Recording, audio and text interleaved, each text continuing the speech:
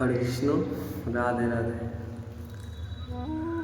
তো অনেকেই আছে বা অনেকেই ভাবে যে অন্যায় করে কিছু মানুষ কেন সুখে থাকে। শ্রীকৃষ্ণ বলেন, অন্যায়ের ফল কখনোই হারিয়ে যায় না, শুধু তার সময় আলাদা আলাদা হয়। অনেক সময় আমরা দেখি অন্যায়কারী মানুষ সুখে আছে, সম্মান পাচ্ছে, সফল হচ্ছে, তখন মনে হয় ন্যায় যেন পরাজিত হয়েছে। কিন্তু এমনটা নয়। প্রকৃতি সত্য বা ন্যায়। ভগবদ্গীতার শিক্ষা হলো কর্মের বিচার নিশ্চিত। আজ যে অন্যায় করে হাসছে, সে হয়তো তার অতীতের সুকর্মের ফল ভোগ করছে।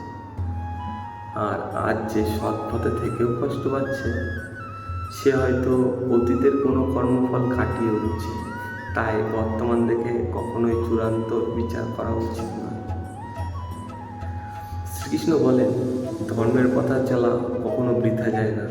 সময় এলেই সত্য পরাজিত হয় এবং অন্যায় নিজের কর্মফল থেকে পতনের দিকে এগিয়ে যায়।